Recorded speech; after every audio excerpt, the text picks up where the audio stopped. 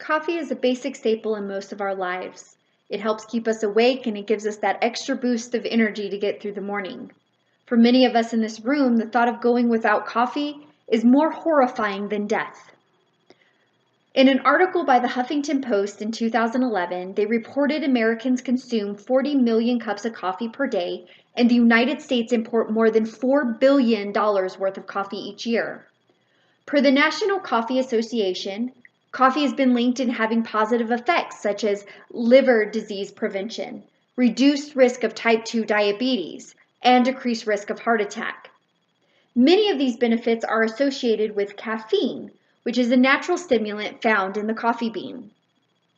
In an 8-ounce cup of brewed coffee, there is an average of 95 milligrams of caffeine. However, there is a dark side to this miracle bean. Too much caffeine can lead to high blood pressure, high blood sugar, and decreased bone density. My name is Tyler Rudin. I will be talking to you today about why caffeine is not good for our children. I have 2 boys and one of them has been diagnosed with attention deficit hyperactivity disorder, also known as ADHD. When he was originally diagnosed with ADHD, we did a lot of research on this disease. We discovered that there were many things that would trigger ADHD and all of the side effects. Caffeine was a big trigger. It would trigger a strong lack of attention, which then caused irritability, sleeplessness, and mixed with sugar could make him more reckless. The more that we looked into caffeine, we discovered that it was not only harmful to our son with ADHD, but to both our children. It became very surprising how many foods, beverages, and medicine had caffeine in them. Coffee, of course, is the first thing people think about when discussing caffeine. However, there are bigger dangers out there, like energy drinks. These drinks contain caffeine levels ranging from 50 milligrams, which is the equivalent to a can of soda, to 500 milligrams, which is the equivalent to 5 cups of coffee, and often they have very high levels of sugar. The New York Times did a report on 13 deaths over a 4-year time span that had been linked to 5-hour energy shots, which contained 200 to 207 milligrams of caffeine. The scary thing about energy drinks opposed to soda or coffee is how they are regulated by the FDA. Energy drinks are marketed as a dietary supplement and fall under different regulations, more lenient regulations than that of Coke or even Red Bull.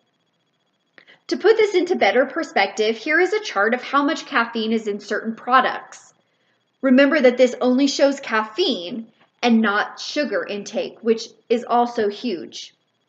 A brewed cup of coffee contains 95 to 200 milligrams of caffeine, while a specialty drink from Starbucks can contain 63 to 175 milligrams of caffeine, depending on how it's brewed and what kind of roast of beans they're using. Some people feel more comfortable giving their children tea in place of soda, but this can be just as bad. Brewed tea containing black tea can have anywhere between 14 to 70 milligrams of caffeine. And instant iced tea can have 11 to 47 milligrams of caffeine. Compare that to the worst of the worst in the soda category, a 12-ounce can of Mountain Dew coming in at 42 to 55 milligrams of caffeine. As you see, there are some sodas that do not contain any caffeine, such as A&W Root Beer, 7-Up, Sprite. However, these still have lots of sugar, so you have to be careful. Sugar intake can lead to obesity and cardiovascular disease. It is not just beverages that contain caffeine. Medications, such as Excedrin, contain 65 milligrams of caffeine. Before you let your child devour all those chocolate chip cookies this Christmas, 1 cup of semi-sweet chocolate chips contain 104 milligrams of caffeine. The American Academy of Pediatrics recommend that adolescents get no more than 100 milligrams of caffeine a day. And they also recommend that younger children shouldn't drink caffeinated beverages on a regular basis. So why is that? What does caffeine do to children that have people so concerned? Although studies have shown mostly positive effects from moderate doses of caffeine in adults, children should not be considered small adults. Garrett, a U.S. Department of Health specialist, and Griffiths, who works at Johns Hopkins Medical Center, state that for adults, a moderate dose of caffeine is said to be between 200 and 300 milligrams.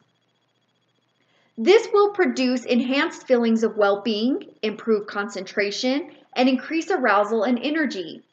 High doses, which are more than 400 milligrams, lead to feelings of anxiety, jitterness, nervousness, nausea. In another report by Bernstein and Elkins, showed similar effects as that of high doses of caffeine in adults as that in children who only had an intake of 100 to 400 milligrams of caffeine. These studies have shown that even when the doses in children had been corrected for the lower body weight, it was still too high and produced negative effects. Caffeine has been linked to enhancing preferences for sweet foods and beverages. This may contribute to excess energy intake and increased risk for overweight and obesity. Childhood obesity has been linked to increased risks for diseases such as cardiovascular disease, diabetes, and stroke, which, as mentioned before, are the same risk that sugar intake has. In an article written by Guy J.N., children and adolescents may be particularly vulnerable to the effects of caffeine, as their brains are still undergoing significant development.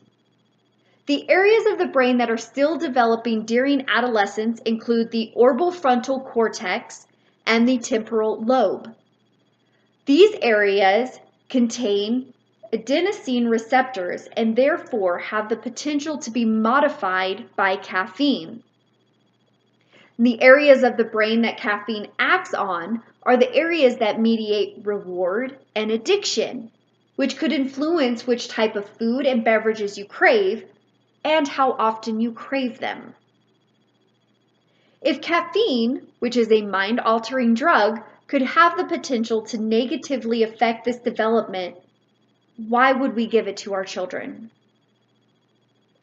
A child should be given a well-balanced diet of fruits and vegetables and plenty of water to give a child's brain the nutrients it needs to develop properly.